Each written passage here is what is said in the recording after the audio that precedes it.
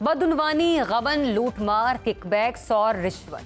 बदकिस्मती से हमारे पब्लिक अफेयर्स के इदारों को अमूमन इन्हीं अल्फाज से पहचाना जाता है। कहीं सरकारी ओहदेदारों और अहलकारों की अजब करप्शन की गजब कहानी का चर्चा है, तो कहीं किसी पर बदउनवानी का पर्चा है। अवामी इदारे अवामी जहमत से इबारत है और पब्लिक सर्वेंट इक़्तिदार के सिंहासन पर चलने वाले प्लेबैक म्यूजिक के मौसीकार।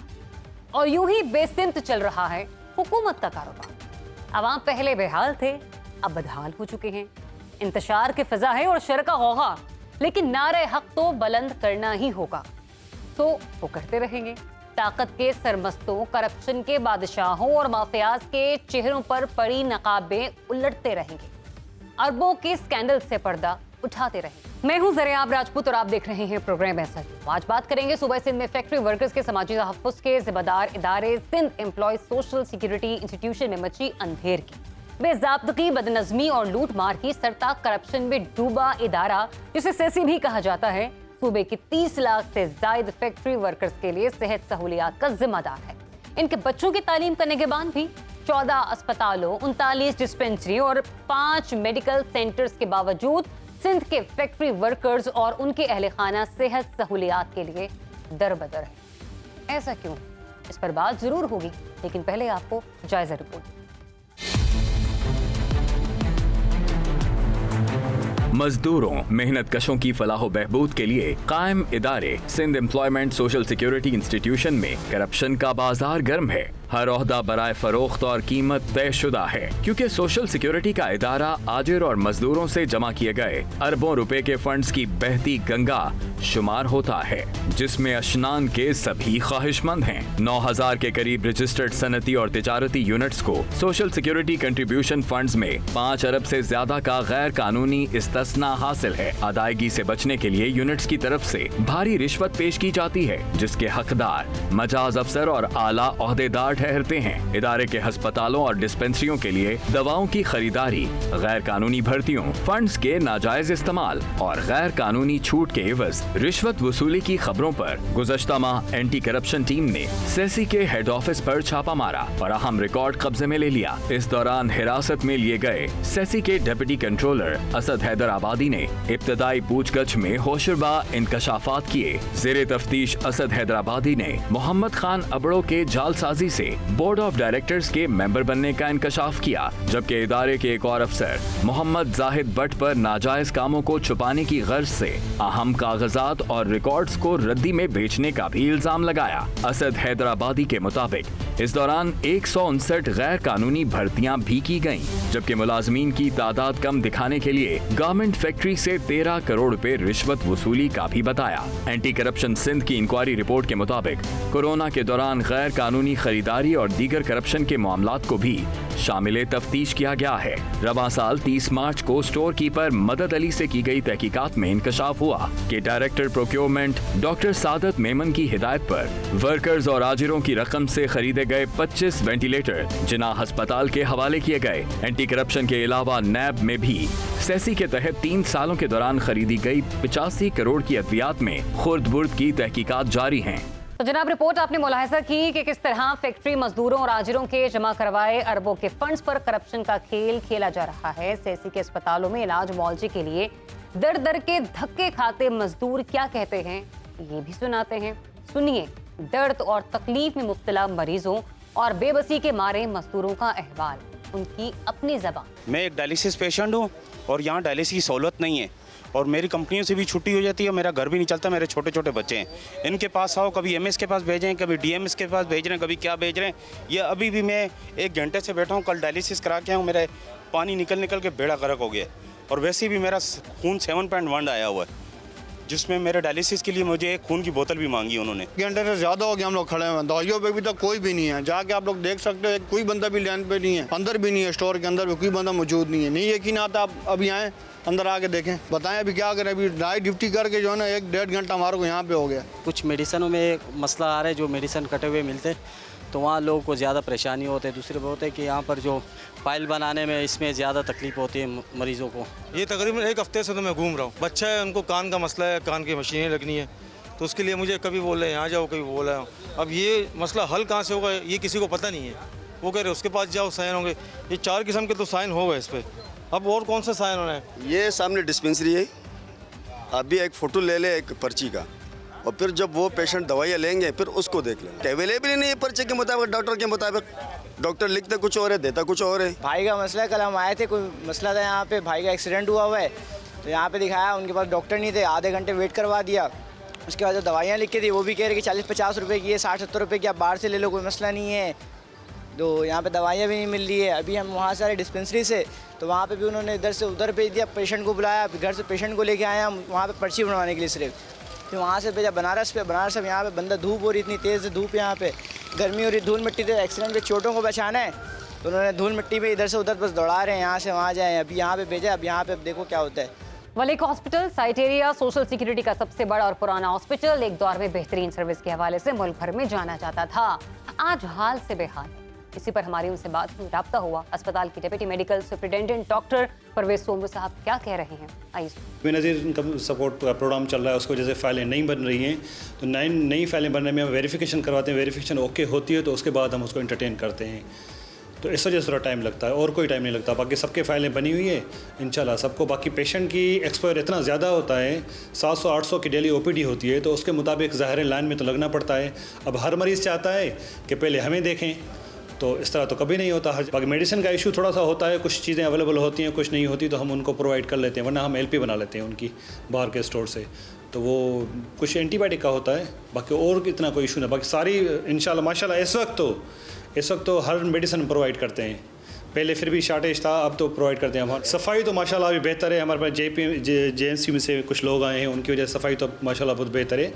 मगर पानी का इशू था, अब पानी का कुछ इशू ये होता है कि लोग टांकियां तक चोरी कर लेकर जाते हैं, तो हमने डिस्पेंसर सब में लगाए हुए हैं, पानी लोग वहाँ से पीते हैं। एक सेंटर पर भी एक डिस्पेंसर लगा हुआ है बड़ा, जिससे वो पानी इस्तेमाल करते हैं इवनिंग नाइट के लिए, तो पानी मौजूद होता है। तो चलिए अब घर के रहने वाले क्या कह रहे हैं वो भी आपको सुनवाते हैं। हमारे साथ मौजूद हैं CSC ऑफिसर्स वेलफेयर एसोसिएशन के सदर नुदरत इकबाल साहब और CSC बचाओ तहरीक से वाबस्ता मजदूर रहनुमा, क्या कह रहे हैं आइए।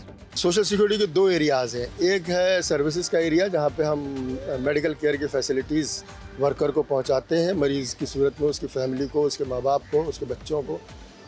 दूसरा है हमारा फंड जनरेशन का एरिया, जिसका है डायरेक्टेड साइड एरिया। हमारे पास हॉस्पिटल्स हैं, सर्कल्स हैं, डिस्पेंसरीज हैं। जो फर्स्ट करप्शन जिसको नैब ने हाईलाइट किया वो 3 साल की करप्शन है, जिसमें 85 करोड़ रुपए तक की करप्शन है, जिसके ऊपर नैब ने 2 रेफरेंसेस फाइल किए हैं, और ये रेफरेंसेस फाइल किए हैं 14-15 के अंदर। तो इतनी बड़ी करप्शन है वो, उस ज़माने में नैब ने जो रेफरेंसेस फाइल किया है वो 85 करोड़ रुपए की करप्शन है। ये दवाओं के हवाले से है। हमारा सोशल सिक्योरिटी एक मिसाली इदारा रहा है, इतना लाजवाब इदारा रहा है कि हमारा एक हॉस्पिटल है जिसको हम वली का हॉस्पिटल कहते हैं। यहाँ पर स्टार 7 स्टार मौजूद थे। ऐसे डॉक्टर्स मौजूद थे जिनके साइन का हाउस जॉब ऑफिसर को इंग्लैंड में हाउस जॉब करने की ज़रूरत नहीं पड़ती थी। फैसिलिटीज़ इतनी ज़बरदस्त थी कि कमिश्नर नहीं, मिनिस्टर वली का अस्पताल में दाखिल हुआ करते थे। अगर आज आप वली का अस्पताल में जाके पूछेंगे तो कोई ऑफिसर भी दाखिल होने की कोशिश नहीं करता। हद यह है, यहाँ तक है कि डॉक्टर भी यहाँ से, जो कि खुद डॉक्टर हैं, अक्सरियत नहीं कह रहा मैं, लेकिन कुछ लोग जो ट्रस्ट नहीं करते और बाहर से इलाज कराते हैं। मतलब ये ओवरऑल हमारा सिस्टम कोलैप्स कर गया। फिर इसमें दवाओं की करप्शन हो गई। दवाओं की करप्शन ऐसे हो गई कि हमारा इदारा गरीब मज़दूरों का इदारा है, ये ट्राईपार्टाइट इदारा है। यहाँ पे मज़दूरों की रिप्रेजेंटेशन भी होनी चाहिए और स्ट्रॉन्ग रिप्रेजेंटेशन होनी चाहिए। लेकिन टेंडर होते वक्त, दवाओं की कंपनी को चूज़ करते वक्त एडमिनिस्ट्रेशन का दखल चलता है, जबकि होना ये चाहिए कि जहाँ पे मज़दूर रिप्रेजेंटेटिव का दखल चले, वो तय करे कि किस कंपनी की दवा लेनी है, किसकी नहीं लेनी होता। अच्छा, फिर उसके बाद एक मज़ीद सितम होता है कि अगर 300 दवाओं को हमने शॉर्ट लिस्ट किया तो उसमें जो मेजर दवाएं हैं वो आजकल की बीमारियों के हिसाब से वो हैं हेपेटाइटिस, शुगर और ब्लड प्रेशर, इस किस्म की। ये दवाएं उस टेंडर लिस्ट में अमूमन नहीं होती, मैं ये नहीं कह रहा हमेशा नहीं होती, जिसकी वजह से लोकल परचेज़ का ऑप्शन खुलता है। जब लोकल परचेज़ का ऑप्शन खुलता है तो वो हॉस्पिटल सर्किल अपने तौर पे लोकल परचेज़ करते हैं। जब वो अपने तौर पे लोकल परचेज़ करते हैं और उनको ये ऑप्शन मिलता है तो एक तो हमको महंगी दवा ख़रीदनी पड़ती है, दूसरे सप्लायर के साथ हमारी डील अच्छी हो सकती है। हमारे यहाँ बदकिस्मती से माशरे में आपको एक जगह ऐसी मिलेगी जहाँ पर ब्रांड नेम की दवाएं बेहतरीन पैकिंग में बेहतरीन कीमत लिखी हुई बाज़ार में मिलती हैं। उनके ऊपर डब्बे पे कीमत 350 रुपये लिखी होती है, मगर वो दवा 40 रुपये में मिल जाती है। तो ये करप्शन करने की एक हम विंडो खोल देते हैं और इसके ज़रिए करप्शन हो रही है। देखो, सिस्टम से हटकर जो भी आप काम करोगे वो ऐसा ही होगा। अब जो हमें कार्ड मिल रहा है, जो नादरा बना के दे रही है, वो हमें 400 में बना के दे रही है। वही card, same design, same style, same चीज़ है। उनको 1600 रुपये पर कार्ड नादरा को गवर्नमेंट ने पेमेंट की है। अब जाहिर है कि इतनी बड़ी रकम पेमेंट करने में कुछ तो मुफाद होंगे गवर्नमेंट के, और ये भी रूमर्स हैं कि भाई इसमें बहुत बड़ी करप्शन हुई है। और इसी बेनज़ीर भुट्टो कार्ड के हवाले से इंक्वायरीज भी चल रही हैं, और वो इंक्वायरियाँ एंटी करप्शन में भी चल रही हैं। उससे पहले SSC में जो करप्शन, अरबों रुपए की करप्शन हुई है, उसकी जो इंक्वायरियाँ और केसेस जो नेब में भी चल रहे हैं। अब तो खुले आम मज़दूरों के इदारों को लूटा जा रहा है। एज़ पर रूल्स, SSC के रूल्स में ये क्लियर है कि 30% जो है वो अखराजात एडमिनिस्ट्रेशन पे होंगे, 70% अखराजात होंगे वो मज़दूरों के हक़ में होंगे। मगर उसका बिल्कुल उलट हो गया है। पिछले 15 साल से तो बिल्कुल उलट हो गया है। जब से ये हुकूमत चल रही है, 3 टर्म से तीसरा टर्म चल रहा है, तो उसमें 75 to 80% जो अखराजात है वो मैनेजमेंट पे खर्च हो रहे हैं, और 25 से 30% जो मज़दूरों के ऊपर खर्च हो रहे हैं। अब ये Benazir income support programme, Benazir मज़दूर कार्ड की तो बात थी। उससे पहले जब कोरोना आई थी, तो कोरोना के लिए गवर्नमेंट पाकिस्तान और फ्रांस गवर्नमेंट की पॉलिसी थी कि वो कोरोना के बचाव के लिए इक़दाम लेंगे। हालत ये है कि वो जो कोरोना के बचाव के लिए जो उन्होंने वेंटिलेटर्स बनाए थे, वो भी करोड़ों रुपए फंड जो है वो SSC के अकाउंट से चले गए। इस वक्त कुछ पता नहीं है कि वो वेंटिलेटर कहाँ हैं, किसके इस्तेमाल है। मगर SSC में तो वेंटिलेटर हमारे नॉलेज के मुताबिक कि SSC में वो नहीं। वो वेंटिलेटर कहाँ गए जिनके ऊपर करोड़ों रुपए SSC के अकाउंट से चले गए, जो कि मज़दूरों के पैसे हैं। कि आप सोचें कि सईद गनी साहब जो मिनिस्टर लेबर हैं, उसको 2 लाख रुपए पर मंथ SSC के अकाउंट से जा रहे हैं TAD और हाउस रेंट की मद में। जबकि एक मिनिस्टर गवर्नमेंट से ऑलरेडी हाउस रेंट ले रहा है, ऑलरेडी TAD ले रहा है, ऑलरेडी गाड़ियाँ ले रहा है, तो भाई SSC के मज़दूरों के इदारे ने क्या जुर्म किया कि आप उसमें से पेमेंट भी ले रहे हैं, उसकी गाड़ियाँ भी जो वो यूज़ कर रहे हैं। मिनिस्टर जो पहले थे नासिर शाह साहब, उनके घर पे भी SSC की गाड़ियाँ खड़ी हैं। आप सईद गनी साहब के घर पे जाएंगे तो उस पर आपको SSC की गाड़ियाँ मिलेगी। SSC का स्टाफ आपको नासिर शाह के घर पे भी मिलेंगे, खुर्शीद शाह के घर पे भी मिलेंगे। कि गवर्नमेंट अपने मर्ज़ी से, अपनी चॉइस से अपने लोगों को मज़दूरों की नुमाइंदे वहाँ जो अब बोर्ड में मेंबर बना देती है। ज़ाहिर वो हमारे हकीकी नुमाइंदे तो है ही नहीं। जब मज़दूरों के हकीकी नुमाइंदे नहीं है तो मज़दूरों के लिए क्या बात करेंगे। आपको एक और मैं तलख़ बात बता रहा हूँ कि ये बोर्ड की मीटिंग में जो डायरेक्टर शरीक होते हैं, उनको पर मीटिंग 20,000 रुपीज़ अलाउंस मिलता है। जबकि 1 घंटे या 1.5 घंटे की मीटिंग होगी, और ख़दमत के हवाले से आप जो है वो इस इदारे में एज ए बोर्ड के डायरेक्टर बने। तो पहले 500 से ये शुरू हुआ कि 500 अलाउंस मिलता था, फिर 2,000 हुआ, फिर 10,000 हुआ। आज इस वक्त जो है ये गवर्नमेंट बोर्ड ऑफ डायरेक्टर को 20,000 रुपीज़ पर मीटिंग दे रही। ज़ाहिर है एज एग्जाम्पल अगर मैं डायरेक्टर हूँ तो मैं तो चाहूँगा कि हर हफ्ते मीटिंग हो। अगर 4 मीटिंग महीने में हो गई तो मुझे तो 80,000 मिलने हैं। वो पैसे तो मज़दूरों के जाने हैं, अकाउंट तो मजदूरों का, पैसे तो मजदूर के। तो लूट मार की वजह से इदारे तबाह हो रहे हैं। कंट्रीब्यूशन देकर भी गरीब मजदूर इलाज मौलजी की सहूलत से महरूम है। मुफ्त के माल पर अयाशी कौन कर रहा है, ये दिखाएंगे एक ब्रेक। आगे बढ़ते हुए मजीद ये बात करें कि करप्शन के गढ़ Sindh employees social security institution की, जहां इदारे के हुकाम और सोशल सिक्योरिटी अस्पतालों के MS अरबों की अद्वियात हड़प करने में मुलव्वस है। हमारे साथ मौजूद है कराची से सुनो इन्वेस्टिगेशन टीम के रुकन वकील रहमान साहब। उनसे मजीद जानते हैं, क्योंकि स्टोरी उन्होंने ब्रेक की है, उनसे जानते हैं कि मामला आखिर है क्या, हो क्या रहा है, और SSC में वर्कर्स फंड्स के साथ जो इस वक्त सूरत हाल हम देख रहे हैं उसके असल हकाइक हैं क्या। अस्सलाम वालेकुम वकील रहमान साहब, फरमाइएगा ये मामला आखिर है कि इस पर ज़रा रोशनी डालिएगा। वालेकुम सलाम। इस वक्त अगर मैं सबसे पहले आपको बताऊं कि जो SSC का इदारा है इसको सूबाई या कोई वफाकी बजट नहीं दिया जाता, बल्कि इसकी जो फंडिंग है उसका सोर्स जो है वो मजदूर, मेहनतकश मजदूर है जिनके कंट्रीब्यूशन यहाँ जमा किया जाता है और फिर उसी कंट्रीब्यूशन से उनको जो उनकी सोशल सिक्योरिटी वो की जाती है। इन बड़े मेगा करप्शन जो है इस वक्त सामने आए, जिसमें सबसे पहले जो है बेनज़ीर मजदूर कार्ड है। इसमें जो है इसकी एंटी करप्शन इसकी तफसीलात में क्या इसमें बेनज़ीर कार्ड, इससे पहले एक मैनुअल कार्ड जो है इस्तेमाल होते थे जो इलाज मुआवजा और इस तरह की सहूलियत दी जाती थी।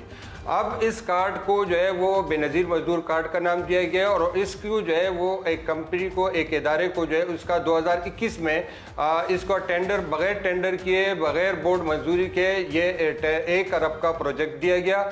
एक तो ये इन्होंने जो है वो गैर कानूनी तौर पर ये काम किया। दूसरी बात ये हुई कि उसके बाद इसमें तकरीबन 51 करोड़ रुपए भी अदायगी भी कर दी और उसके बाद कुछ मजीद जो रकम बचती थी वो भी अदा कर दिए। लेकिन ये जनवरी 2023 में ये सारे कार्ड मुकम्मल होने थे, लेकिन अब तक जो है इसमें 80,000 के करीब कार्ड सिर्फ बन चुके हैं और उसमें भी जो है उसके पीछे कोई डेटा या कोई उसके जो सिस्टम है वो मौजूद नहीं है, मतलब वो सिंपल प्लास्टिक कार्ड है। तो ये और इसकी जो है ये नज़र यूँ आ रहा है कि ये तकरीबन 2 अरब तक ये प्रोजेक्ट जाएगा और इसमें जो है जो टेक्निकल अफराद है वो भी SAC के इस्तेमाल हो रहे हैं, उनके दफातर, उनके कंप्यूटर इस्तेमाल हो रहे हैं और पैसों की पेमेंट भी की जा रही है। इसके मुकाबले में अगर हम पंजाब में इसी की तरह जो एक इदारा है पेसी के नाम से, वहाँ उन्होंने यही कार्ड खुद बना लिया और आधी कीमत में बना लिया और इसका ऐप बना के उन्होंने लॉन्च भी कर दिया। तो एक तो ये एक बड़ा मामला है जिसकी जो है वो तहकीकात की जा रही है। दूसरा मामला जो है वो एक जो कोरोना के दौरान जो एक ख़रीदारी की गई थी मुख्तलिफ वेंटिलेटर की मद में, जो CT स्कैन है, एक्सरे मशीनें, अद्वियात के नाम पर 1 अरब से ज़ायद की ख़रीदारी की गई थी, लेकिन वो फेक ख़रीदारी थी। उसमें जो है वो चीज़ें जो है साबित नहीं कर पा रहे हैं, जिसकी वजह से पिछले दिनों ये 11 मई को जो है एंटी करप्शन ने रेड भी किया था हेड ऑफिस पर। वो इससे मुतालिक जो फाइलें हैं वो लेके गए और इसमें जो है कई बयानात भी रिकॉर्ड किए गए, जिसमें जो जाली भर्तियाँ हैं उसके मामला भी देखे जा रहे हैं। इसके अलावा एक कंपनी है जिसके जो है मजदूरों की तादाद कई गुना ज़्यादा है, लेकिन उसको कम जाहिर करके करोड़ों का जो है वो मुबैना तौर पर रिश्वत ली गई है। तो ये बड़े जो है ये मेगा करप्शन के अच्छा, ये जो आप वकील बता रहे हैं ना कि मेगा करप्शन के मामला तो है ही, लेकिन ऐसे में जब आपने कमिश्नर से बात करने की कोशिश की इस करप्शन के मामले पर, SAC के इदारे के हवाले से मैं बात कर रही हूँ, तो उन्होंने भी अपने मौक़िफ़ को ऑन कैमरा देने से इनकारी हमें वो नज़र आए। ये क्या मामला था? क्या वो खुलकर बात नहीं करना चाह रहे थे? वो नहीं चाह रहे थे कि जो मामला है वो मंजर आम पर आए? देखिए, कमिश्नर के बारे में मशहूर है कि वो बड़े शरीफ आदमी हैं। अच्छा। और इसलिए वो झूठ बोलना नहीं चाहते हैं और सच की बोलने की शायद हिम्मत नहीं रख रहे हैं। हिम्मत नहीं थी, तो इसलिए जो है उन्होंने कहा कि आप बगैर ऑफ कैमरा आप कुछ भी पूछना चाहें। मैं आपको बता देता हूँ, या ऑन कैमरा उस पर बात नहीं करना चाह रहे जी, मुतालिका ऑफिसर जो है वो उससे मैं आपको आपसे मिलवा देता हूँ। एक उन्होंने एक बड़ी एक अजीब बात की कि कमिश्नर या जो हाई ऑफिशियल होते हैं वो बुनियादी तो वो उसकी मिसाल एक फॉरेनर की होती है, उनको ज़्यादा मामलात नहीं होते हैं, वो आज इस इदारे में कल किसी और इदारे में होंगे, तो इसलिए हमें ज़्यादा नहीं पता होता कि क्या मामलात चल रहे हैं, इसलिए जो है मैं उस पर ज़्यादा डिटेल में बात नहीं कर सकता। अच्छा वकील, यहाँ पे मामला ये भी आता है कि ये इतनी जो खुर्द-बुर्द हो रही है सारे मामले में, तो स्कैंडल में किन किन लोगों के नाम शामिल हैं? ज़रा उन पर्दा नशीनों पे से पर्दा उठाइए ताकि हमारी आवाम को इस बारे में मालूमात मिल सके। देखिए, एक ये बदकिस्मती से हमारे बहुत सारे इदारों में एक सिस्टम चलता है। एक सिस्टम ये होता है कि उसमें कुछ लोग ऑफिसर्स होते हैं, कुछ नॉन ऑफिशियल लोग होते हैं जिनको बाकायदा कॉन्ट्रैक्ट की तरह जो है एक इदारे को लेके चलते हैं। हमारे पास ऐसी इंफॉर्मेशन है कि बोर्ड में एक जो बोर्ड मेंबर है उनके पास ही पूरे इदारे का कॉन्ट्रैक्ट है और वो जो है मुख्तलिफ मामला डील करते हैं कि किस ओहदे को कितने में बेचना है। अगर किसी हॉस्पिटल का MS है वो उसने महीने के कितने देने हैं, अच्छा। किस जोन के किस ऑफिशियल ने कितने देने और किसके रिकवरी अफसर वो कितने अपने मतलब हर इदारे में भत्ताखोरी, आगे सिस्टम में देखने, हर इदारे में भत्ताखोरी जो है वो पाई जा रही है। जी बिल्कुल। ये इसी तरीके से जो है नीचे से ऊपर तक जो है ये पैसे कलेक्ट होते हैं और ये ऊपर जो है ये जाते हैं। उसमें कई बोर्ड के अपने जो है वो बड़े जो बोर्ड रुकन है, गवर्निंग बॉडी के मेंबर हैं, वो इसमें मुलविस हैं। अच्छा। और उनके अपने हैं। इसके अलावा ऑफिसर जो है वो मुख्तलिफ जो बैठे हुए जो अहम ओहदों पे हैं। अच्छा, आप ऑफिसर्स का नाम ले रहे हैं, तो डॉक्टर सादात साहब, उनका क्या किरदार है इस मामले में? उनका नाम बहुत ज्यादा आ रहा है इस सारे गबन में। डॉक्टर सादत साहब, बिल्कुल आपने दुरुस्त कहा कि डॉक्टर सादत साहब का जो है जो एक इंक्वायरी तकरीबन 1 अरब की चल रही है कोरोना के दौरान, उसमें भी जो मरकजी किरदार है, क्योंकि उस वक्त उनके पास प्रोक्योरमेंट का चार्ज था, तो उसमें भी जो है उनका नाम आ रहा है। इसके अलावा वो इस वक्त लांडी के MS भी है और उनके बारे में जो है ये मशहूर है कि इस वक्त जो है वो जो गिनती के 4-5 लोग हैं जो इस वक्त बड़े पैमाने पर इस पूरे जो खुर्द बुर्द के मामलात में मुलविस है, उसमें एक डॉक्टर सादत। 11 मई को जो एंटी करप्शन का छापा पड़ा था वो भी या गालिबन आपके सामने है, उस बारे में भी कुछ बताइएगा। और दूसरा मुझे जरा ये भी बताइएगा कि वो जो बेनजीर मजदूर कार्ड जिसके बारे में हम लोग बात कर रहे थे अब से कुछ देर पहले, उसका ठेका किसकी मंशा पर जारी हुआ था?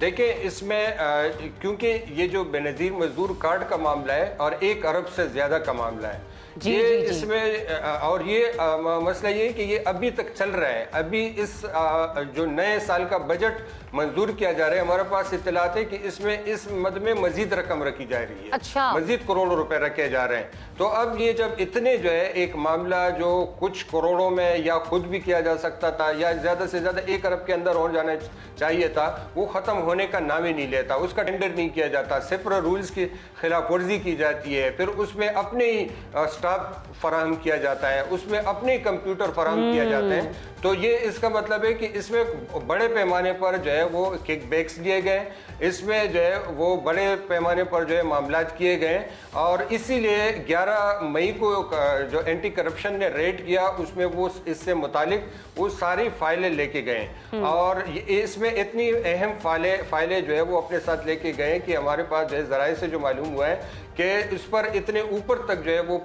इतनी खलबली मच गई कि उन पर प्रेशर था कि वो सारी फाइलें वापस कर दें। बहुत शुक्रिया आपका वकील रहमान साहब। मजदूरों के हक पर डाका डालने वाले करप्शन में लथपथ किरदारों पर कोई क्यों नहीं बोलता, और अगर कोई बोलता है तो फिर कोई सुनता क्यों नहीं है, इस पर भी बात करेंगे, लेकिन ब्रेक के बाद स्टे ट्यून्ड। ऐसा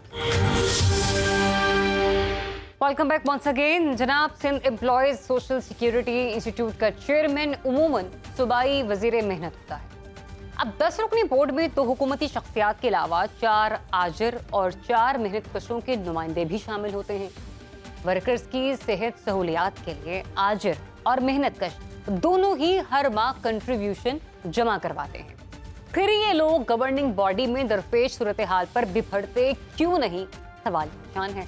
लेबर रहनुमा नासिर मंसूर सैसी की गवर्निंग बॉडी में मजदूरों की नुमाइंदगी करते हैं, सुनिए वो क्या कहते हैं। बहुत शोर मच रहा है और मैं ये समझता हूँ कि काफ़ी सारी चीज़ें जो हैं ठीक हुई हैं, लेकिन बहुत बड़ा आप ये कह रहे हैं कि ये 1965 के एक्ट के तहत बना था, तो पिछली सदी से ये बना हुआ है, तकरीबन 70-75 साल हो गए इसको बने हुए। तो एक जो ख़ास तरह का एक नुक्ता नज़र और एक जो प्रोसेस शुरू है उसको तब्दील करने में बहुत टाइम लगेगा। और ये बात आपकी ठीक है कि वर्कर्स ये जो यहाँ के जो सेसी के बाज़ ऑफिसर्स जो हैं, ऑफिशियल्स हैं, वो जाके मालिकान को तंग करते हैं और वो उनसे पैसे लेते हैं और जो वर्कर्स जितने रजिस्टर्ड होने चाहिए उनको वो रजिस्टर्ड नहीं करते। लेकिन इसके ऊपर जो है ये रेगुलरली जो है बोर्ड के अंदर इन मसाइल को उठाया जाता रहा है। और जहाँ तक करप्शन का है तो देखें ये सोसाइटी सेसी भी इसी सोसाइटी का हिस्सा है और इससे कोई डिनाई नहीं कर सकता। करप्शन है और बहुत बड़े पैमाने पर अंदर करप्शन है और इंस्टीट्यूशनलाइज है और उसको तोड़ने में कुछ टाइम लगेगा। हमने ये किया है, एक पिछले बोर्ड की मीटिंग में ये पहली दफ़ा ये हुआ है कि हमने पूरे इदारे का थर्ड पार्टी इंडिपेंडेंट ऑडिट कराने की, फ़िज़िकल और दूसरा जो ऑर्गेनाइजेशनल ऑडिट कराने का फ़ैसला भी किया है। और ये इसको अब इसके ऊपर जो है हमने मुख्तलिफ बड़ी ऑडिटिंग कंपनीज़ जो हैं उनको इन्वाइट किया, उसके लिए टेंडर किया है और उम्मीद करते हैं कि ये जो है बेहतर हो जाएगी सूरत हाल, जहाँ जहाँ लूप होल्स हैं उनको रोकने में मदद मिलेगी।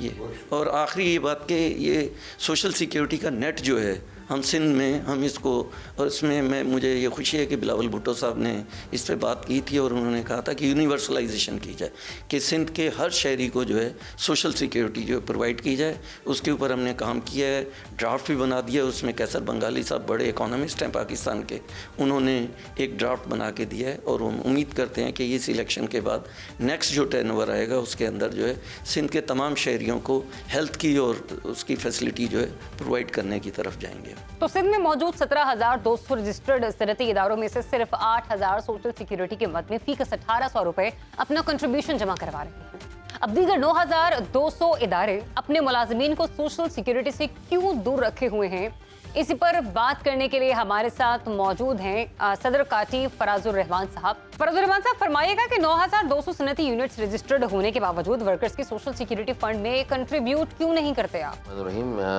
देखिए, सबसे पहले तो मैं आपको ये बताऊं कि 9,700 यूनिट जो आपके पास रजिस्टर्ड है जी, या आप ये समझते हैं कि सनती यूनिट है, ठीक है ना, वो सनती यूनिट के वॉल्यूम के ऊपर भी डिपेंड करता है कि वो कितने बड़े यूनिट हैं। चंद ऐसे यूनिट्स होते हैं जो बाकायदा यूनिट तो होते हैं मगर उनमें सिर्फ 2 वर्कर काम कर रहे होते हैं, बाद ऐसे होते हैं जिसमें 1,000 वर्कर काम कर रहे होते हैं, तो लिहाजा सनती यूनिट में तो सारे ही आते हैं। अब आपकी सेकंड जो इसमें डिटेल है वो भी मैं आपको बताना चाहता हूँ कि इसमें देखें 2 किस्म के एम्प्लॉयज़ होते हैं। एक होते हैं जी जो कॉन्ट्रैक्ट बेस्ड एम्प्लॉयज़ होते हैं और एक होते हैं जो परमानेंट एम्प्लॉयज़ होते हैं। जो कॉन्ट्रैक्ट बेस एम्प्लॉय होते हैं वो ये होता है कि जी कोई शिपमेंट आई तो उस वक्त उनको बुलाया गया और काम लिया गया और उसके बाद फिर वो चले गए, फिर वो दूसरी जगह पे इसी पैरेलल किसी इंडस्ट्री में गए, पैकेजिंग का काम किया, ये किया वो किया और चेकिंग पैकिंग का काम करके वो चले गए।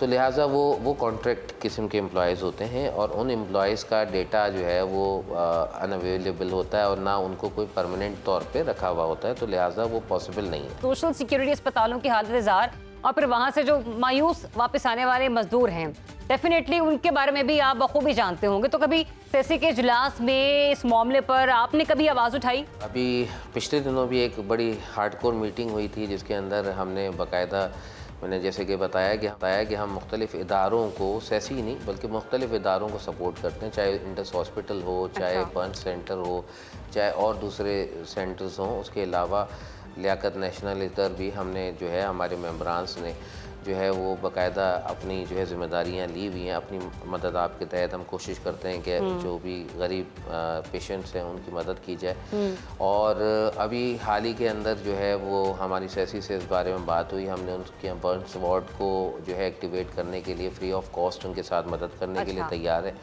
और उसके अलावा भी हम वक्तन फ़वक्तन उनकी सर्विसेज को बेहतर करने के लिए उनके ऊपर दबाव डालते। ये ज़रूर है कि इस वक्त उनके पास भी फ़ंड्स की कमी है और किल्लत होने के बावजूद भी वो कोशिश हैं कि मरीज़ों को जो फ़र्स्ट एड है वो मिल जाए वहाँ से, मगर हाँ मुकम्मल इलाज के लिए जो है वो उनके पास वसाइल नहीं है। सही, एक तरफ खुर्द-बुर्द का मामला, दूसरी तरफ फंड्स की कमी, मतलब बहुत सारी सूरत हाल यहाँ तो मेरे सामने मंजर यहाँ पर आ रही है। लेकिन एक फिगर जो हमारे सामने आया उसके मुताबिक 30 लाख में से सिर्फ 5 लाख वर्कर्स को सोशल सिक्योरिटी सहूलियात ही क्यों दी जा रही हैं? मजीद वर्कर्स की रजिस्ट्रेशन में कौन सी रुकावटें हायल हैं, उस पर ज़रा मैं चाहूँगी कि आपका मौक़िफ़ सामने आ जाए। 30 लाख जो आप ओवरऑल वर्कर्स की बात कर रहे हैं तो उसके अंदर जो है ना वो सबसे पहले तो आपको क्राइटेरिया डिसाइड करना पड़ेगा कि वो कंस्ट्रक्शन के एक बेलचा चलाने वाले मजदूर से लेकर एक कारीगर तक पूरी कैटेगरी है। और कारीगर भी उसमें मुख्तलिफ़ किस्म के हैं कि जिसके अंदर जो है वो कारीगर भी, जैसे अब मिसाल के तौर पे एक्सपोर्ट का ऑर्डर आया और मेरी मशीनें रखी हुई हैं, मैं मशीनों पे कारीगर बुलाता हूँ, वो कारीगर काम करता है, 15 दिन मेरी शिपमेंट कंप्लीट हो जाती है, उसके बाद वो चला जाता है। तो बेसिकली वो मज़दूर तो है, मज़दूर वो भी है कि जो बेलचा चला रहा है, मज़दूर वो भी है जो हथौड़ा चला रहा है, मज़दूर वो भी है जो शटरिंग लगा रहा है। तो अब अगर ये तमाम इदारे, जैसे इंडस्ट्रीज़ तो तकरीबन मैं समझता हूँ कि क्रिश्चियन एंड कैरियर जो भी हमारे पास परमानेंट एम्प्लॉय होता है, हम उसको रजिस्टर्ड कराते हैं और इस वजह से भी रजिस्टर्ड कराते हैं कि उनकी ना सिर्फ ये इसके अंदर सेसी में रजिस्टर्ड कराते हैं बल्कि हम जो दूसरा इदारा है EOBI उसके अंदर भी हम रजिस्टर्ड कराते हैं। वर्कर्स को मिलने वाली मेडिकल फैसिलिटीज़ हैं, आप उससे मुतमईन हैं कि जो दस्तयाब सहूलियात IOL के कन्वेंशन के मुताबिक उन्हें मिलनी चाहिए, आपको लगता है कि वो मिल पा रही हैं? खूबसूरत सवाल है आपका। मुतमईन नहीं हूँ। अच्छा। और मुतमईन नहीं हूँ, ना सिर्फ अपने उन वर्कर्स के लिए मुतमईन नहीं हूँ, अपने लिए मुतमईन नहीं हूँ, आपके लिए। इसलिए कि देखिए, हम जो टैक्सेस दे रहे होते हैं, हम जो जो भी हम इदारे कमा के दे रहे होते हैं, दुनिया भर के अंदर कोविड आया तो लोगों को घर बैठ के सैलरी मिली, ठीक है ना। यहाँ पे अगर किसी शख्स ने, किसी अच्छे एंटरप्रेन्योर ने घर बिठा के अपने स्टाफ को सैलरी दी तो मैं सलाम पेश करता हूँ। मगर क्या हुकूमत वक्त की ज़िम्मेदारी नहीं है? क्या हम सोशल रिस्पॉन्सिबिलिटी नहीं रखते? क्या हम इतने बड़े बड़े फ़ंड्स होने के बावजूद उन मज़दूरों को सैलरी नहीं दे सकते घर बैठा के? किस तरह से अगर ये मुखय्यर हज़रात ना होते तो क्या उनको सेहत की बेसिक सहूलियात तो बहुत दूर की बात, आप क्या खाने के लिए रोटी भी दे सकते हैं? तो बात यह है कि मैं बिल्कुल मुतमईन नहीं हूँ हुकूमत की इस पॉलिसी से, और बस जल्द से चाहता हूँ कि पाकिस्तान एक सोशल वेलफेयर स्टेट बने जहाँ पे किसी को ना भूख से मरना पड़े और ना किसी को बीमारी से मरना पड़े। सही। चेयरमैन काटी फरजुर रहमान साहब हमारे साथ मौजूद थे और अपना मौक़िफ़ पेश कर रहे थे। वो कि वो मुतमईन नहीं है, लेकिन एक वक्त आना है, एक दिन आना है कि जब इन मजदूरों को सेहत सहूलियात के हवाले से मुतमईन करवाना होगा। अद्वियात में करप्शन, इलाज के लिए अमले की जानिब से रिश्वत वसूली की शिकायत, खिलाफ कानून तयनातियाँ, रजिस्टर्ड इदारों से कंट्रीब्यूशन की वसूली में छूट, 25 लाख मुलाजमीन की कानूनी और जायज़ हक से महरूमी और बेनज़ीर कार्ड के घोटाले समेत बहुत से सवालात का पलंदा उठाए हमने ससी के निगरान वज़ीर मेहनत सिंध सईद गनी साहब से रब्ता किया है। उनसे पूछते हैं कि अजब करप्शन की गजब कहानी का दी एंड आखिर होगा क्या। बहुत शुक्रिया आपका सईद गनी साहब अपना वक्त देने का। गनी साहब फरमाइएगा, आपका पसे मंजर खुद मजदूर हुकूक से है। आपके वालिद जनाब उस्मान गनी साहब का मजदूर जदोजहद के हवाले से बड़ा नाम रहा है, बड़ा किरदार रहा है। क्या आप अपने सूबे में मजदूर की सोशल सिक्योरिटी के हवाले से किए गए इक़दाम से मुतमईन नजर आते हैं? देखिए, मुतमईन अगर आप मुझे कहेंगे 100% है तो मैं बिल्कुल नहीं हूँ, लेकिन अगर ये आप कहेंगे कि जी 5 साल पहले जो सूरत हाल थी उसके मुकाबले में आज की जो सूरत हाल उससे मैं मुतमईन हूँ तो मैं बिल्कुल हूँ। उसमें काफ़ी हमने चीज़ें बेहतर की हैं और मज़ीद बेहतरी की तरफ हम जा रहे हैं। गनी साहब, सिंध में महकमे सोशल सिक्योरिटी वर्कर्स के लिए इलाज मुआवजे की बेहतर सहूलियात फ्राहम करने में नाकाम नजर आ रहा है। ऐसे में सोशल सिक्योरिटी अस्पतालों में दवाओं की किल्लत भी है, जबकि अद्वियात खरीदारी में गबन और भारी रिश्वत पर नैब और एंटी करप्शन में मुकदमात भी हैं। इस पर आपकी टेक मैं लेना चाहूँ। मेरा ख्याल है कि हॉस्पिटल्स में अद्वियात की किल्लत नहीं है। ये ज़रूर हो सकता है कि कुछ दवाएँ ऐसी होती हैं जो हमारे पास हर वक्त हॉस्पिटल में अवेलेबल नहीं होती, लेकिन अगर पेशेंट्स की रिक्वायरमेंट होती है तो हम वो उनको फराहम कर देते हैं। पहले कोई एक वक्त था, आज से बहुत पहले, कि गैर मयारी दवाएं वहाँ पे मौजूद होती थी। तो गनी साहब, ये भी बता दीजिए कि ससी के जो लोग करप्शन में मुलव्विस हैं या जिनके खिलाफ नैब और एंटी करप्शन में तहकीकात चल रही हैं, वो अपने ओहदों पर क्यों बराजमान हैं? क्या उनकी मुअत्तली और बरतरफी मुनासिब नहीं? क्योंकि अगर ऐसा चलता रहा तो फिर आप खुद ही बता दीजिए शफाफ तहकीकात कैसे मुमकिन हो पाएँ? जो केसेस हैं, देखें, केसेस बहुत सारे पुराने भी हैं और मैंने तो 2016 में ख़ुद एक तहकीकात करवाई थी और बड़ी कम्प्रीहेंसिव इंक्वायरी रिपोर्ट थी, और उसके बाद मेरे ख़िलाफ़ उन्हीं लोगों ने जिनके खिलाफ़ ये कार्रवाई हुई थी अदालत में केसेस कर दिए। मैं उस वक्त चूँकि एडवाइज़र था तो मुझे उन्होंने काम करने से अदालतों ने रोक दिया था। अब ये भी बदकिस्मती की बात है कि जो आदमी करप्शन के ख़िलाफ़ काम कर रहा हो, अदालतें उसी को काम करने से रोक देती हैं। फिर वो इंक्वायरी किसी तरह से नैब के हाथ लगी और आज भी उस इंक्वायरी के नतीजे में बहुत सारे लोग जो हैं सेसी के, वो ज़मानतों पर तहकीकात का सामना कर रहे हैं। और इस वक्त भी अगर वर्कर वेलफेयर बोर्ड में भी मुझे कोई चीज़ पता चली तो मैंने वहाँ भी इंक्वायरी कराई, वहाँ भी ऑफिसर्स के खिलाफ कार्रवाई की। अब जो चीज़ें सामने आती हैं उस पर अगर हम कार्रवाई ना करें तो शायद हम उसमें मुलजिम हो जाते हैं, लेकिन अगर कोई चीज़ सामने आए और उस पर हम कार्रवाई कर ले तो फिर मेरा ख्याल है कि हमें थोड़ा सा क्रेडिट देना चाहिए। चले, वहाँ पर तो अदालत ने आपके हाथ रोक लिए, लेकिन सोशल सिक्योरिटी में रजिस्टर्ड इदारों की तादाद में मुसलसल गैर मामूली कमी आई। रजिस्टर्ड इदारों में से 9000 से कंट्रीब्यूशन भी कलेक्ट नहीं हो रहा। आप वज़ीर मेहनत की हैसियत से अगर मैं देखूँ तो आपने खुद कुछ खोज लगाने की कोशिश की? यहाँ पर तो किसी ने हाथ नहीं रोके आपके। देखिए, उसके लिए तो हमने जो काम किया वो बड़ा इनकलाबी प्रोजेक्ट है हमारा, बेनज़ीर मजदूर कार्ड वाला। अच्छा। उस पर रेजिस्टेंस है ज़रूर एम्प्लॉयर की तरफ से भी है, जो हमारे ऑफिसर्स हैं उनकी तरफ से भी है, इसलिए कि वो जब मुकम्मल होगा तो उसमें अंदर 100% ट्रांसपेरेंसी आ जाएगी और जो लीकेजेस हैं या जो उसमें अंदर माली बेकायदगियाँ हैं वो सारी ख़त्म हो जाएंगी। हम उस पर काम कर रहे हैं। 1 लाख से ज़ायद मजदूरों को हम वो कार्ड दे चुके हैं, लेकिन इसके 3 मराइल हैं। पहले मरहले में हम उनको कार्ड दे रहे हैं जो ऑलरेडी हमारे पास रजिस्टर्ड वर्कर्स हैं। अच्छा। दूसरे मरहले में हम उनको रजिस्टर करेंगे जो कानूनी तौर पर रजिस्टर्ड हो सकते हैं लेकिन वो मिसिंग है, उनकी रजिस्ट्रेशन नहीं है, उनको करेंगे। और तीसरे मरहले में जो सबसे बड़ा काम हम कर रहे हैं जो मुल्क के किसी सूबे में नहीं है, कि वो मजदूर जो सनती मजदूर नहीं है जो इनफॉर्मल सेक्टर में काम करते हैं, किसी के घरों में मुलाजमतें करते हैं, सेल्फ एम्प्लॉयड हैं, उनको भी हम ये कार्ड और अपने सोशल सिक्योरिटी के नेट में उनको लेकर आ जाएंगे। तो ये बहुत बड़ा काम है, बहुत बड़ा प्रोजेक्ट है जिस पर हम काम कर रहे हैं और नादरा इसमें हमारा पार्टनर है। नादरा के साथ मिलकर ये काम कर रहे हैं। And what's next? नए बजट में इन मजदूरों के लिए कुछ सिंध हुकूमत की तरफ से नए इकदाम उठाए जाने वाले हों? देखें, अगर तो लेबर डिपार्टमेंट की बात करें तो ऐसे लेबर डिपार्टमेंट का कोई रोल इस बजट के अंदर इसलिए नहीं होता कि हमारे जो वर्कर वेलफेयर के इदारे हैं वो ऑटोनोमस हैं, ख़ुद मुख्तार हैं, वो बराह रास्त हुकूमत सिंध के मातहत नहीं इदारे हैं। उनके अपने बजट हैं, वो बजट में देते रहते हैं, जो उनके अंदर रिलीफ हम करते रहते हैं। हमने डेथ ग्रांट में इजाफा कर दिया, हमने मैरिज ग्रांट में इजाफा कर दिया, हमने तालीम की स्कॉलरशिप में इजाफा कर दिया।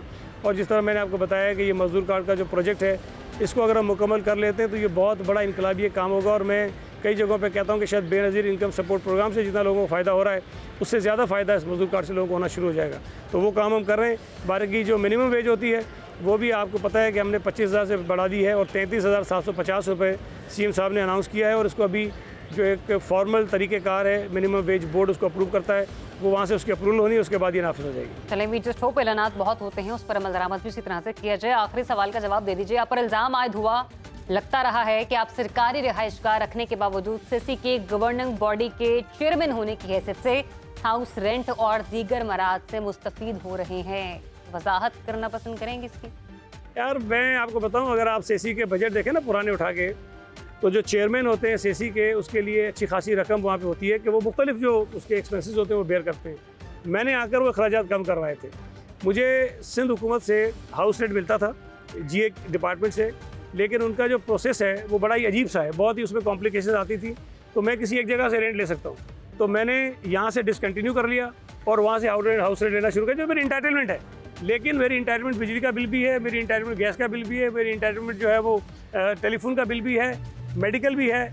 मैं ये नहीं कहता कि और पता नहीं कौन क्या कर रहा होगा, लेकिन मैं सिवाय जो घर के किराए के कोई एक और फैसिलिटी कहीं से भी नहीं ले रहा हूँ। सारी चीज़ें मैंने छोड़ी हुई है। सर बहुत शुक्रिया आपका सईद गनीम साहब, लेकिन सवाल फिर वहीं पर रह जाता है कि बतौर पार्लियामेंटेरियन आपको हाउस अलाउंस मिल रहा है, यही इदारा, इसी की गवर्निंग बॉडी के चेयरमैन होने के नाते ही आप मजदूरों की कंट्रीब्यूशन माहाना 1500 रुपये जो वो कंट्रीब्यूट करते हैं, वहीं से आप क्यों ये वली मरात लेना पसंद करें? बहरहाल अपने लोगों का समाजी तहफ़्फ़ुज़ रियासत के फलाही होने की दलील और खुशहाल माशरे की पहली ईंट है।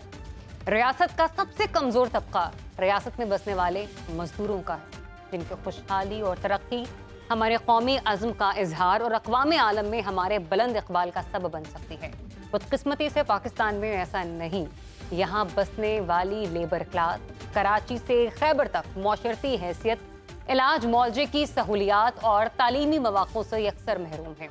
कहीं हुक्मरानी के खुदोखाल तो कहीं करप्शन का वबाल राह की रुकावट बना हुआ है। यूं एक महरूम नस्ल की तश्कील हमारे मुक़द्दर के ताबूत में तबाही की एक और कील ठोकती हुई नजर आती है, लेकिन ऐसा कोई नहीं जो निविश्ता दीवार पढ़े और होश में। बहुत शुक्रिया।